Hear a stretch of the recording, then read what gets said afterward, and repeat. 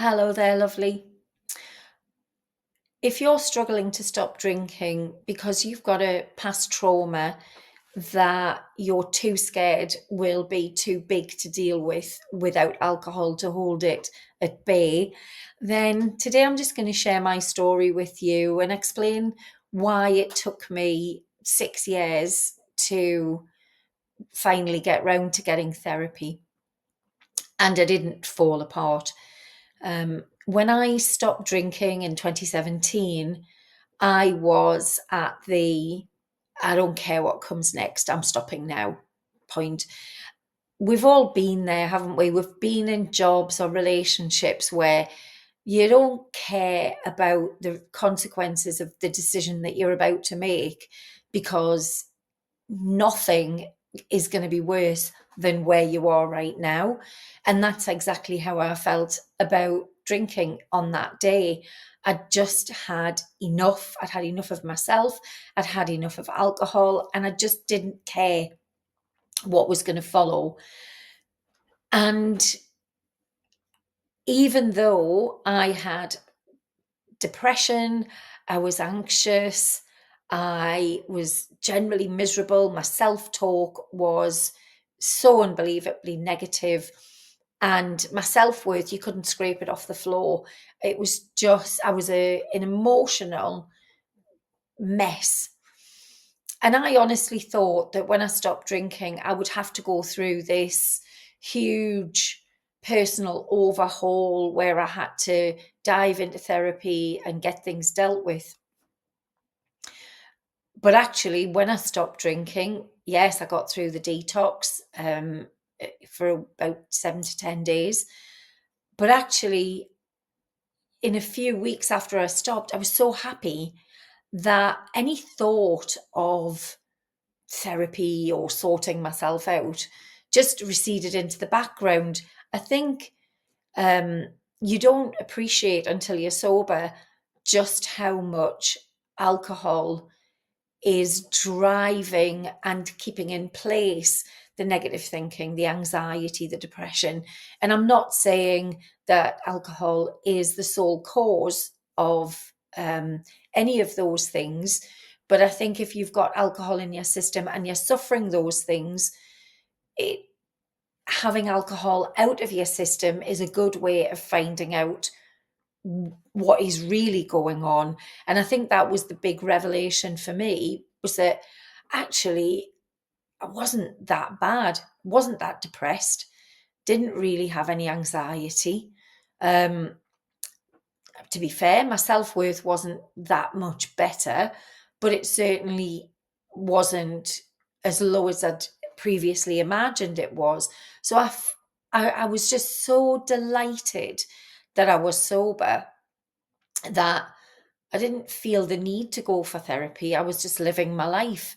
And actually, I think putting off the therapy was more about, oh, enough with the internal work.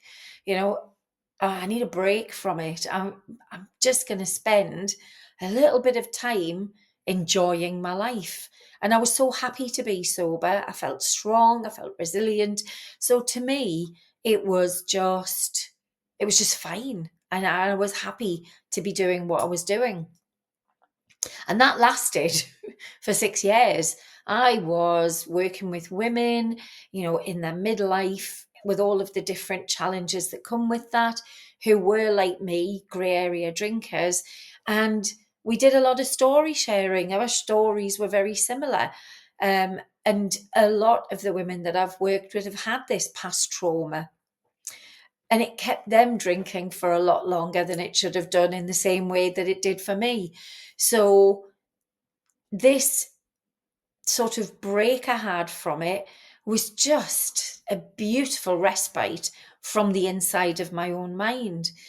And because in those early weeks, I didn't have this sort of tsunami of overwhelming feelings that I couldn't handle, I was just relieved. So I just got on with living my life. It was wonderful.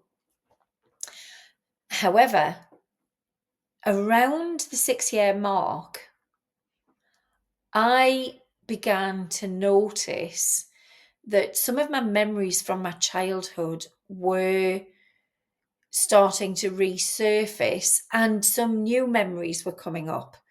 Now, I don't know why. Maybe my brain had fully healed and things kind of slotted back into the places that they should have been in. But there was things that were uh, different from what I'd remembered, and things started to feel maybe a little bit jumbled, and I couldn't quite make sense of everything. And I know this might sound a little bit vague, but I'm not going to go into detail about my trauma because that's not my story to tell fully. Um, but the whole thing just started to feel a bit uncomfortable. So around the 6 year mark, I decided to go and get therapy. And I think I was ready for the crash because I knew that from the first session, the first conversation that I had with the therapist, that these little stories and memories that I had that were all kind of in different parts of my life suddenly became a kind of daisy chained narrative that made complete sense. And that was really difficult to deal with. I took antidepressants for 6 months, obviously with the doctor, and we kind of worked through it with therapist. But because I was so resilient and strong by that point, I just felt like I can do this. And I did. And it was difficult. And sometimes, I had days where I just hid under the duvet and lived with it. And it never once crossed my mind to drink alcohol because I knew, because I had lived it for 6 years, that this is the best way I have ever lived. So I'm not letting go of that. I'm not going to sort of risk any of that in order just to make these bad feelings go away. They're temporary. So that's what I did. And over a period of about 6 months, I was up and down. I continued with the antidepressants and they made a big sort of difference. But towards the latter weeks of having the antidepressants, and I knew that I'd dealt with all the things from my childhood, that I felt a lot better. So I decided to sort of obviously properly come off the antidepressants.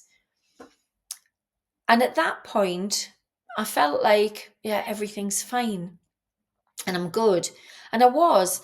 And I built up, my self esteem started to gradually get better. My self worth felt a lot more reasonable. And I just felt really good. But the one thing that I did that I didn't realize for about a year afterwards was that I kind of I disappeared. I hid in my house for about a year. And I think looking back, what I was doing was consolidating. I was kind of tidying up the boxes in my head about how I felt about all of these things. And I did it while writing the book. And it was such an amazing year. And it was such a positive way to come out of the therapy. And now, because I've written the book, I just feel like I'm unstoppable. I mean, watch out, world. There is nothing that is going to stop me from living out my dreams. I mean, writing this is the dream of a lifetime. I'm so proud of myself that I've done this. And I think in the way I feel now about myself, I know I'm good. I know I've dealt with it. And I know that anything that comes in the future, I'll be good. I'll be fine. And I know for many of you that it's really hard to imagine a sober future when you're inside alcohol. And it's really easy to believe the lies that alcohol tells you, that you are never going to be able to stop drinking because all the hard stuff that you struggle with is unmanageable, that it will overwhelm you and you'll become a complete mess. It doesn't have to be that way. Obviously, if you are drinking regularly, you must go and speak to your doctor and get the support that you need. But I think we underestimate, and certainly the women that I've worked with have done the same thing. I certainly underestimated just how negative alcohol makes you feel, and how hopeless the future looks and how bleak it looks. And to live without alcohol, I'm not skipping and jumping every day through, a spring meadow. I still have bad days. Life can still be difficult, but it's never so bad that I can't handle it. And I owe all of that to sobriety. So if you are a midlife woman who has that past trauma and you're in that grey area zone of drinking, please remember you've got more strength than you think you do. You are much more resilient than you believe you are. And it's alcohol that is telling you all of these dreadful lies. Please think about stopping in a way that is good for you, that is loving, that is kind and patient and compassionate. And go for therapy when you're ready, not just because you've stopped drinking.